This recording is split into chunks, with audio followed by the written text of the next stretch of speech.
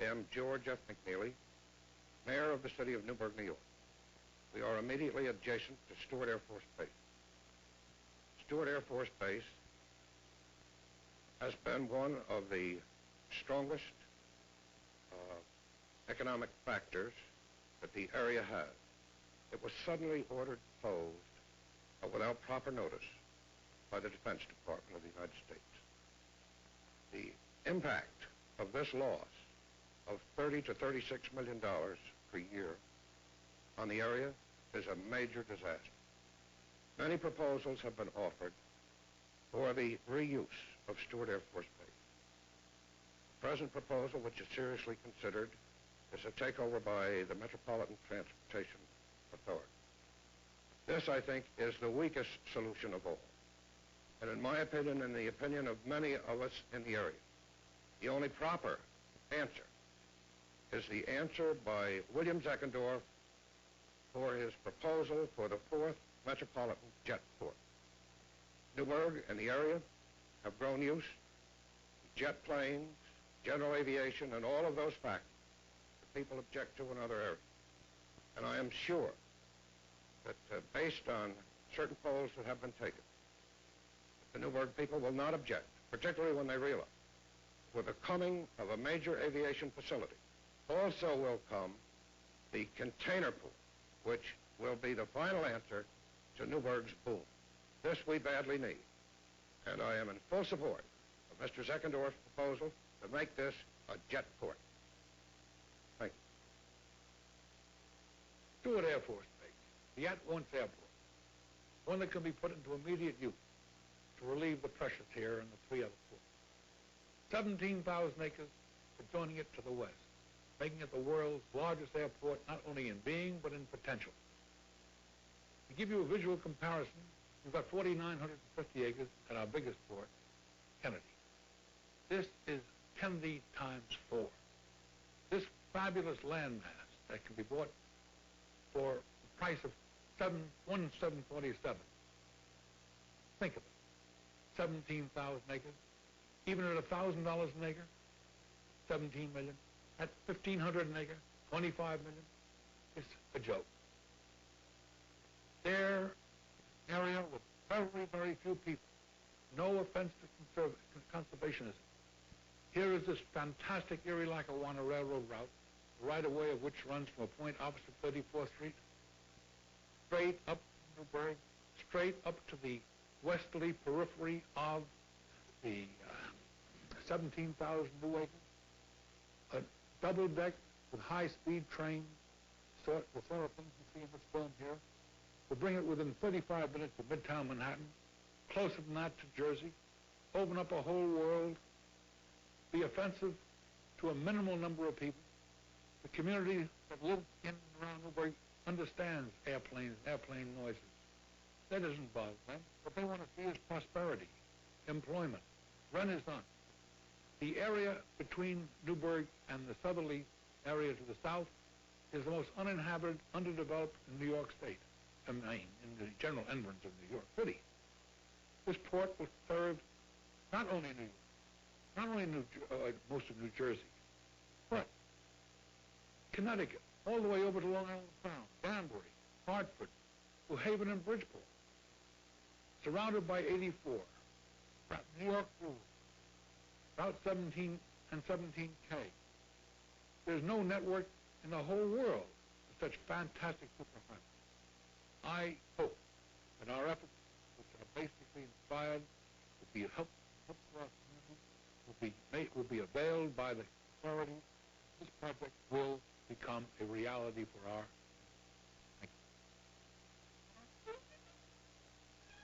This is Stewart Air Force, looking west, and as you see, the flat appearance of the land running all the way over as far as the eye can observe. This flight is being taken during a snowstorm and after one that had gone for some days before. We're now looking east, across the Hudson River, toward Beacon, build there on the other side of the Hudson. Again, we're looking east and north toward the hills across the Hudson. everything this side being part of the land mass. And as we swing around, we're now looking north and west.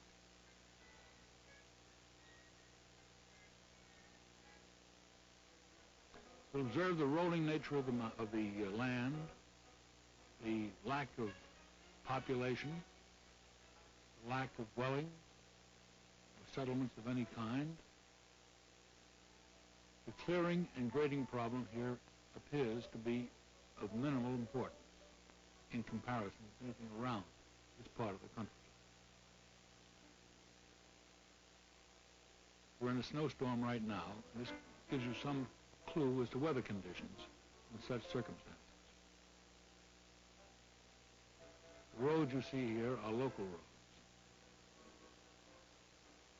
Remember that this landmass, which you will observe in a few moments, is bounded on the north by Route 84. And that will be seen very shortly. Its westerly periphery are the Maybrook yards of the Erie-Lackawanna Railroad. They will be seen shortly. It is the right-of-way of this Erie-Lackawanna leading to the Maybrook yards, over which we would hope the rapid transit would ultimately. This is the New York Thruway, bound for Stewart. And this is Route 84, incomplete, but at the north side of the new landmass, and almost completely surrounding it. It is now en route to the east to cross the Beacon Bridge into the west bank of the Hudson and into western Connecticut and all of New England. This is the cloverleaf you'll observe from Route 17, where Route 84 passes. This is another shot of the thruway.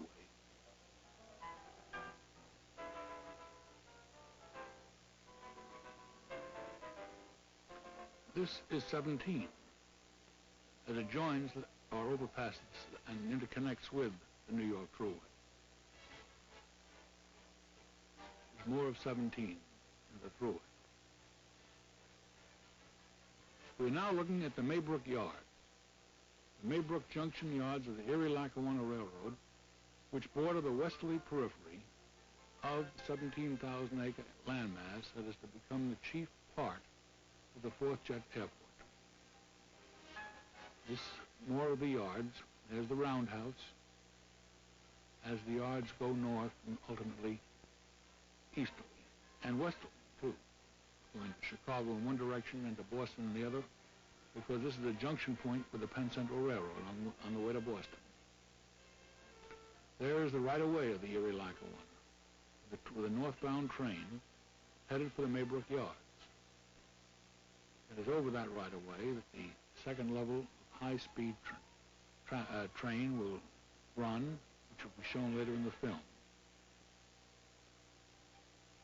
Again, observe the relative flatness of the land and the terrain, the ease with which that train moves on, the lack of grading, relatively lack of considering the rural nature of the country, the quite straight type of railroad right away.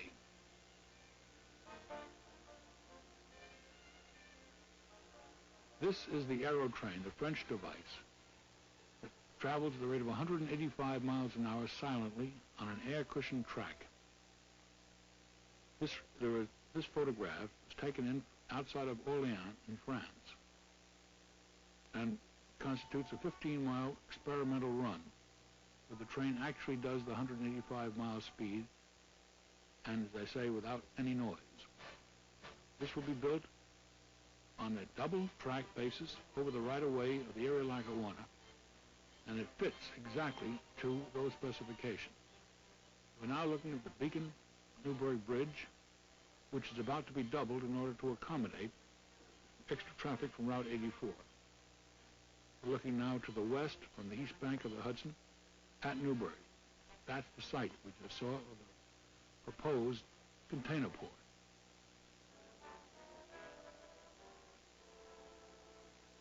Another view of the bridge.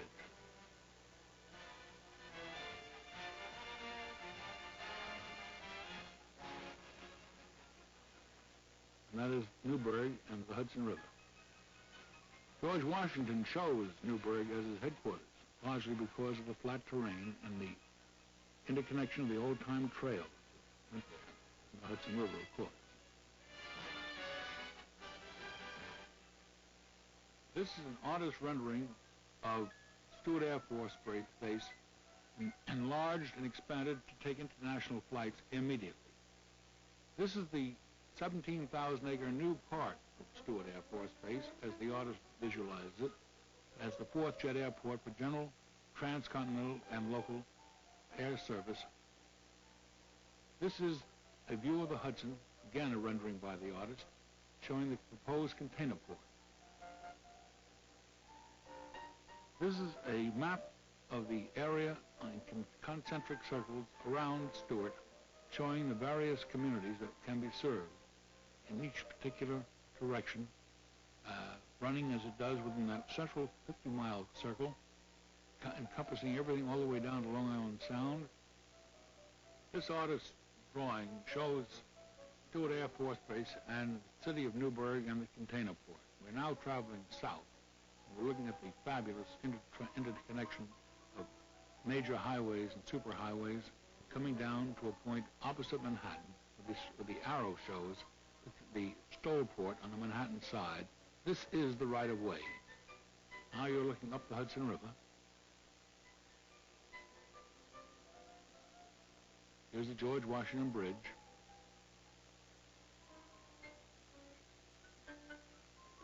Looking southeast at the Empire State Building, a view of the Hudson and Manhattan shoreline. Here is the visualization of the train that we saw earlier, returning to the Stoll port on its way back from Stewart to Manhattan, a 35-minute run. It is now on its 27th minute. Here is the train coming out of the Stoll port and bound for the Air Force Base.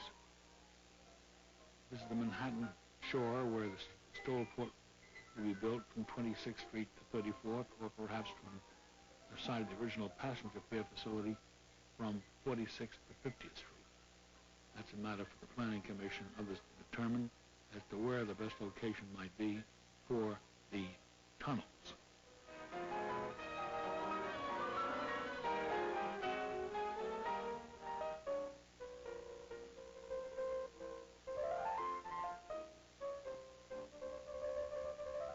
This is an artist's rendering of the New York City Stoll port, running from 26th Street to 34th Street, containing 20,000 automobiles in the bottom, and access and ingress and egress to the new vehicular tubes and the new rapid transit. This is one of the 7,000 hotel rooms surrounding the outside of the Stoll port. And as you see, at water level, that platform accommodates hovercraft, hydrofoil, and helicopters. The deck is built on the theory of a carrier's deck with a hangar deck immediately below. We're now looking at the Hoboken Yards, which is the southerly terminus of the Erie-Lackawanna Railroad.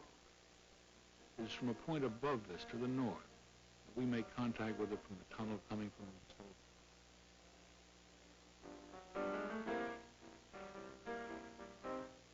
Here is the right-of-way of the Erie-Lackawanna Railroad, en route to Stewart.